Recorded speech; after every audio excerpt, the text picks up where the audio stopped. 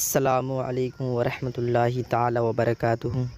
حضرات، یہ ویڈیو اس لیے میں بنا رہا ہوں، جیسا کہ آپ کو معلوم ہے کہ اس وقت ہندوستان کے اندر شاعر اعظم ہندوستان حضرت اسد اقبال کلکتبی نے جو اپنی شعر و شاعری کے اندر شاعروں اور نقیبوں کو لے کر بات کہی تھی، اس پہ بہت زیادہ بوال مچا ہوا ہندوستان کے اندر، اور پھر اس کا جواب نقیب اہل سنت حضرت مولانا ظفر بزمی صاحب نے جواب دیا تھا۔ تو میں نے اپنے چینل پر اس ویڈیو کو اپلوڈ کر دیا تھا، جو ابھی بات چل رہی تھی اسد اقبال اور ظفر بزمی صاحب کی، مگر جو اب میں ویڈیو بنا رہا ہوں، اس میں آپ خود ہی سن لیں کہ آصف رضا سیفی صاحب نے اسد اقبال کے بارے میں جو نذرانہ کو لے کر بات کہی تھی کہ اسد اقبال اتنا نذرانہ کیوں لیتے ہیں، تو آپ غور سے اس ویڈیو کو سنیں۔ بس آئیے دوستو استقبال کرتے ہیں۔ آپ نے وہ نسخہ جان لیا بھائی شہنواز حسان سے کہ اسد اقبال کی مقبولیت کیا ہے۔ پڑوسی ملک کے بڑے بڑے شعراء سب سے ملاقات ہوتی ہے ہندوستان میں یا ہندوستان کے باہر دوسرے ملکوں میں، تو اکثر و بیشتر جناب اسد اقبال کا تذکرہ ہوتا ہے۔ میں یہ سمجھتا ہوں کہ بڑے بڑے پڑوسی ملک کے سازندوں کا تنہا مقابلہ کیا ہے، سمجھ رہے ہیں آپ، تنہا مقابلہ کیا۔ اس کی کامیابی کا راز یہ نہیں کہ وہ کلکتے میں پیدا ہوا، بہت لوگ پیدا ہوئے۔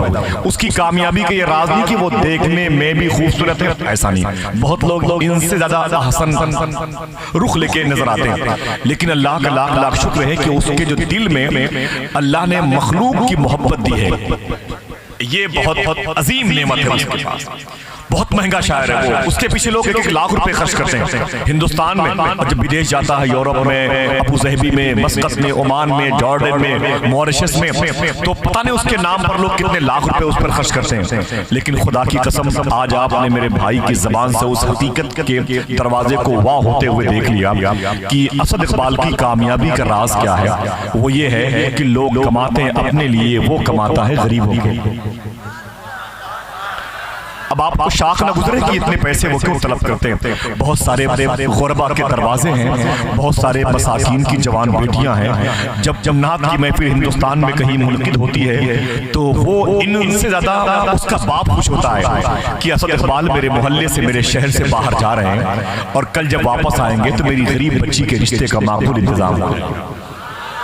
سمجھ گئے آپ، سمجھ گئے؟ بس مجھے یہی کہنا تھا، اگر اس منصب عظماء کے 4 پائے کا 1 پایا آپ بن جائیں۔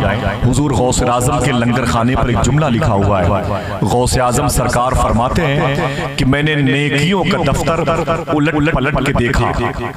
آپ کے لنگر خانے پر لکھا ہوا ہے، میں نے نیکیوں کا دفتر الٹ پلٹ کے دیکھا، لیکن مخلوق کو کھانا کھلانے سے بڑی نیکی میں نے نہیں پائی۔ میری بات سمجھ گئے؟ یہی مزاج محترم صوفی سہراب قادری صاحب۔ میں اس لیے بات کرتا ہوں محبت سے، یہ مائک پہ ٹھہرے ہیں، ورنہ میں کہا ان کے قدم کی دھول کے برابر بھی نہیں۔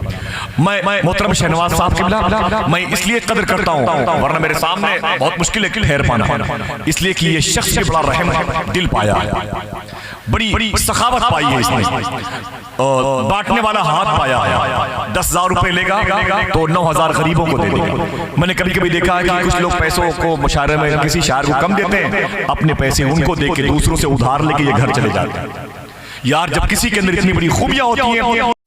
حضرات، ابھی آپ نے جن کی ویڈیو دیکھی، یہ نقیب اعظم ہندوستان حضرت مولانا آصف رضا سیفی صاحب قبلہ ہیں۔ یہ ہندوستان کے بہت بڑے، اور میں کہوں گا کہ یہ ہندوستان کے سب سے بڑے نقیب ہیں۔ ان کی زبان سے ابھی آپ نے سنا کہ اسد اقبال اتنا نذرانہ کیوں لیتے ہیں۔ اب آپ کمنٹ میں بتلائیں کہ اسد اقبال جتنا نذرانہ لیتے ہیں، کیا کہاں تک یہ نذرانہ ٹھیک ہے۔ السلام علیکم۔